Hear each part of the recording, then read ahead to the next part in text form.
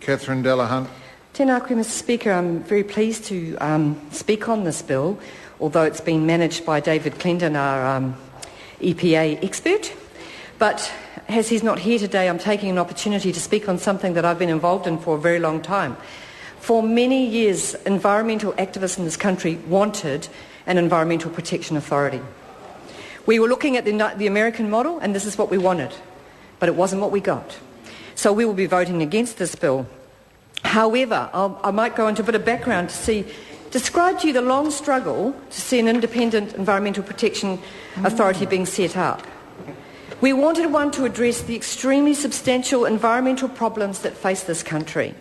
And after many years, we finally got an independent authority called IRMA, which was set up to be independent and has been, to put it mildly, somewhat disappointing. And although independent from government, the lack of resources and ability to address issues in a way that is both modern and precautionary has been a problem.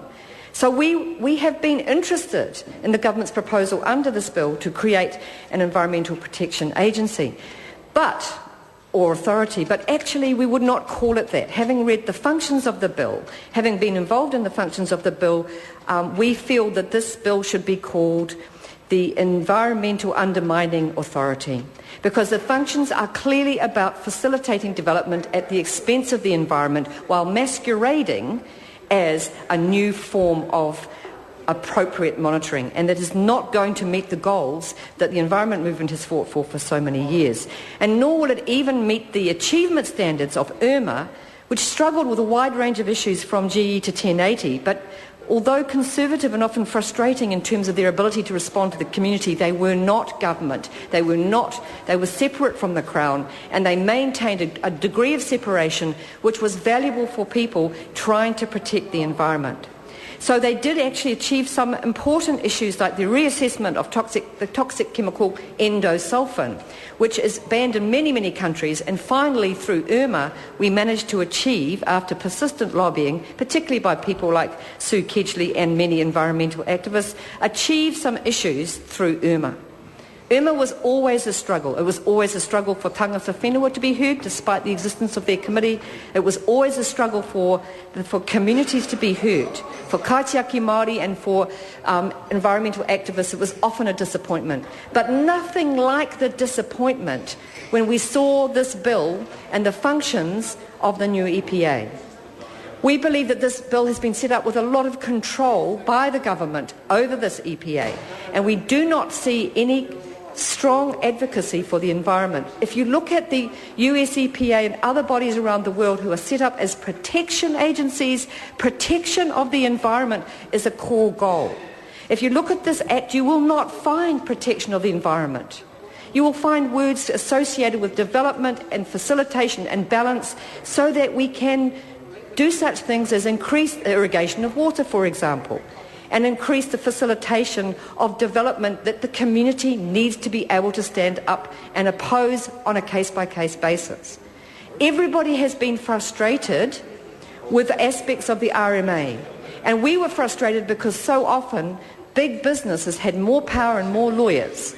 But now we have a situation where the EPA is going to have the weight of decision-making power, and it's going to have the control of the government behind them, preventing the kind of deliberative, facilitative community engagement that IRMA at least tried to do, even though they often failed. And we're going to get situations like I've been dealing with in the last few days, where a chemical that's highly toxic can result in considerable harm to the community, can possibly cause a death in another country, and can be part of our food chain. But to reassess that chemical will now be a huge fight. Now, it was a huge fight with IRMA, but it's quite possible, if you look at the functions of this bill, that it's going to be a huge fight under this EPA, because it's not going to be in the interests of the most powerful people in this country to reassess the use of these chemicals. And that's what is going to be difficult about having to deal with the EPA. There's not a lot of substance in this bill, and that's very, very disappointing. It should be the most substantial change in a generation in terms of the idea of setting up an independent authority with the capacity to meet modern precautionary risk assessment standards. but it's not going to do that. It doesn't even know what that's about, and it is not driven by that ethos. All over the world, we have changed, Mr. Speaker, we have changed from being a absolutely ruthless exploiter of the environment to one where protection of the environment is understood to be the economy. The environment is the economy. But this agency does not set up to achieve those goals. It sets up to facilitate the environment supposedly in balance with the economy, but without the ability to control it. And what we struggled with when Irma looked at risk assessment of environmental risk, they looked at very, very backward models of environmental risk assessment, and they forgot about the precautionary approach. If the Green Party was writing this EPA bill, we would be talking about the precautionary approach. And for those who don't understand it, it's about thinking before you act and recognising that, like in the medical world, the first rule of the planet is first do no harm. First do no harm to those things that sustain life. First do no harm to those things that give us any kind of economy and any kind of basic essentials like clean water, healthy food, and an ability to manage our environment for future generations. Not to mention Te Tiriti o Waitangi, which actually requires us to recognise the rangatiratanga and katiakitanga of the tangata whenua, and which obviously, from hearing previous speakers, was not dealt with in an appropriate and substantial way in the STEC committee, and is not dealt with appropriately in this bill. So the Green Party is very concerned about the EPA and where it's going.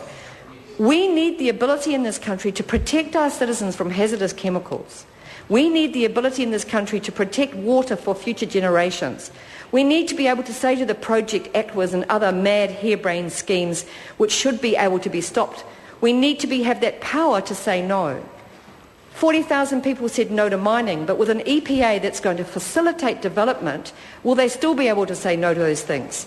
It will depend on their ability, again, to go back to the RMA and try and defend these things. The whole point of the EPA was to set some standards, because the Ministry for the Environment, with all due respect to them, are weak on many of these issues. They're weak on risk assessment, they're weak on international standards of environmental protection, and they're weak on implementing the precautionary approach. So why on earth would we create the EPA to be a weak arm of government whose job it is to assist the Ministry of Economic Development? Because that's how this bill reads, Mr. Speaker. It does not read like EPA, international, modern, best practice, precautionary, let alone respecter of Indigenous wisdom on the environment. It's an opportunity missed out. And you can use all the beautiful words in the world about how we're balancing this with that. But it's a false balance, and it's a bad bill. And it misses out on some of the most crucial opportunities in a generation, which was to set up a precautionary approach, to set up an EPA that recognised the changes in the understanding of the sensitivity of the environment on a huge range of issues. And in the last 5 years, organisations like the European Union and the EPA in the United States have changed their standards to lift them in line with what we know about this dying planet because of our greed and because of our commitment to trashing resources in the name of development. Instead of which we get something that facilitates more development while pretending to use the word environment in its title as if it meant anything. Well, Mr. Speaker, the Green Party is deeply disappointed in this bill. We stand for environmental protection. We have always stood for it, and we are appalled that we are going to end up with more development while pretending to be environmental protection. Let's just be honest and say this is a development bill.